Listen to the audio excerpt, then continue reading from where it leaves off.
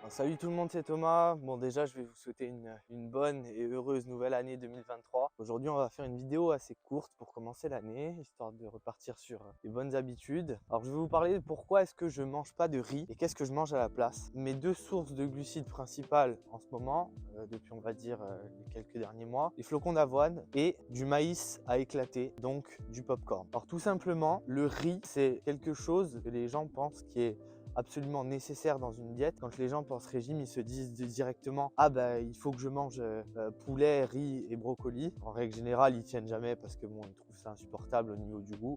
Moi, faut savoir que j'aime pas forcément manger du riz, mais pas parce que c'est quelque chose qui me dérange au niveau du goût, c'est quelque chose que j'adore. Par contre, c'est quelque chose que j'utilise pas, surtout dans mes phases de régime. J'ai tendance à laisser de côté au profit d'autres sources de glucides. Et finalement, mes habitudes ont changé.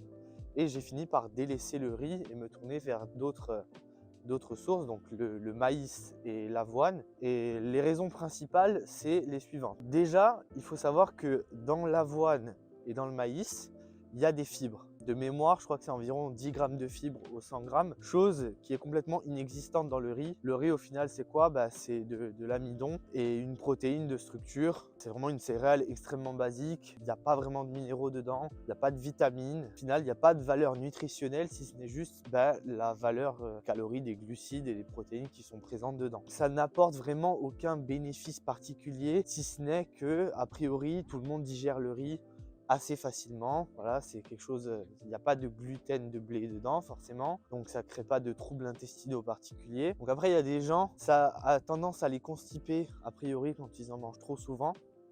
Mais globalement, à part ça, voilà, le riz, c'est quelque chose que tout le monde tolère au niveau digestif. C'est même quelque chose qu'on a tendance à manger en fait, quand on est malade, quand on a des problèmes justement pour assimiler la nourriture et pour digérer. Globalement, c'est une source alimentaire qui est vraiment simple et dans laquelle il n'y a rien de très utile, de particulièrement utile, si ce n'est que c'est un aliment qui est vite digéré au final. On digère assez facilement. Alors la plupart des gens pensent que le riz, ça a un super index glycémique, que c'est justement l'aliment, si on va le manger, ça va reposer dans notre estomac, dans notre système digestif pendant un moment, on va pas avoir de coups de barre et ainsi de suite. Bon, ça dépend fortement de la façon dont on le cuit. De toute façon, à chaque fois qu'on a tendance à surcuire un aliment, on va finir par l'altérer de sorte à ce qu'il soit digéré en fait beaucoup plus facilement, beaucoup plus rapidement. Le riz ne fait pas exception, donc ça dépend vraiment de la façon dont vous le cuisez. Moi, ce qui me gêne le plus avec le riz, au final, c'est que c'est un aliment qui est assez fort en calories et je pourrais en manger beaucoup sans m'arrêter en fait. Tout simplement parce que j'adore ça, je le digère assez facilement. Et au final, quand on est au régime, une portion de 50 grammes de riz qui serait quoi comme ça, 50 grammes de riz cru qu'on aurait cuit, au final, en 3 coups de cuillère, pour quelqu'un qui est un gros mangeur, c'est fini, quoi. Il n'y a plus rien. Donc déjà, il y a ça qui me gêne avec le riz. Et le second truc qui me gêne, c'est que il n'y a pas de valeur nutritionnelle supplémentaire ajoutée. Donc c'est pour ça que j'ai tendance à me tourner vers le popcorn et l'avoine. Le popcorn, tout simplement, parce que c'est trop bon. Pour les fibres ajoutées, mais également pour le côté volume alimentaire. C'est-à-dire que si demain vous faites 40 grammes de maïs cru, que vous le faites cuire en popcorn, sans huile ajoutée, il n'y a pas besoin d'huile, ça va représenter un bol assez conséquent au final. Et vous allez voir que vous allez snacker très facilement, mais ça va vous prendre du temps pour finir l'équivalent de 140 ou 150 calories de maïs, parce qu'il y a beaucoup de volume, vous êtes obligé de mâcher, vous êtes obligé de prendre votre temps. Donc au final, c'est un aliment qui, je trouve, qui est particulièrement utile quand on est au régime. Pour ce qui est de l'avoine, c'est pareil, un meilleur contenu en fibres. Il y a aussi des bêta-glucanes dedans, qui sont en fait des polysaccharides, donc des glucides complexes qui permettent en fait entre guillemets, d'améliorer la santé cardiovasculaire et la santé immunitaire également. Mais ce que j'aime beaucoup, c'est qu'on peut être vraiment très créatif avec. On peut faire des porridge au chocolat, on peut mélanger des fruits dedans, on peut faire des repas qui ont un peu plus de volume en fonction de comment on les cuisine, en mettant plus ou moins d'eau, en mélangeant du cacao en poudre dedans. Moi, ce que j'aime beaucoup faire aussi, c'est les laisser reposer dans un mélange de fromage blanc cacao et mettre des fruits rouges dedans. Voilà, ça fait comme une espèce de granola au final, qui a finalement des super propriétés nutritionnelles parce que dedans il y a des lipides mais pas trop, il y a beaucoup de fibres, ça peut prendre du volume, voilà, si on le met dans un contenu qui est humide. Donc pour moi, ce sont de meilleurs aliments que le riz au final, qui peut être décliné dans beaucoup de plats et ainsi de suite. Et au niveau culinaire, j'ai rien contre le riz. Par contre, au niveau nutritionnel et au niveau avantage qu'il apporte, je suis pas plus fan que ça. Et comme je l'ai dit plus tôt, c'est quelque chose que j'aime beaucoup et j'aurais tendance en fait à pas pouvoir m'arrêter. Et quand je commence à en manger et manger une portion de même 100 grammes, voilà, entre 50 et 100 grammes, je me retrouverai de toute façon à avoir encore faim plus tard. Du coup, je préfère échanger cette source alimentaire avec les deux autres que j'ai citées plus tôt. Donc voilà, au global, c'est pas une vidéo pour dire oui, ne mangez pas de riz, il vaut mieux manger ceci ou cela.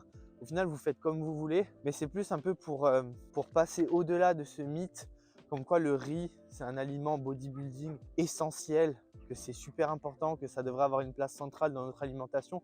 Au final, il n'y a rien dedans à part des glucides et des protéines végétales. Et ça peut être remplacé par n'importe quoi. Et même du pain au final, même du pain potentiellement, d'une baguette normale, a plus de valeur nutritive que du riz. Et quand je dis valeur nutritive, c'est au final ce qu'il y a dedans, des fibres, des vitamines, des minéraux. Parce que dans le riz, il n'y a rien de spécial. L'important, c'est toujours de construire votre diète avec les bons macronutriments dans les bonnes proportions, les bons micronutriments et les fibres et minéraux dans des bonnes proportions également. Et vous pouvez très bien faire une diète montée avec au final même du pain blanc comme source de glucides principale et vous en sortir mieux que si vous mangiez du poulet et du riz, parce que votre diète elle va être pensée plus intelligemment. Vous allez inclure au final plus d'éléments variés qui vont avoir des effets positifs sur votre santé, votre performance et potentiellement aussi votre adhérence à la diète à long terme. Généralement, les gens, quand ils commencent à faire de la musculation ou qu'ils se disent bon, je vais être plus strict avec mon alimentation, il y en a beaucoup qui, une fois qu'ils ont passé le pas au final de manger que du riz matin, midi et soir, finissent par en avoir marre et finissent par faire n'importe quoi avec leur alimentation parce qu'ils se disent non mais je peux pas faire ça H24, j'aime pas du tout manger du riz en permanence. Donc voilà, enlevez-vous de la tête l'idée que le riz ça a des bénéfices particuliers.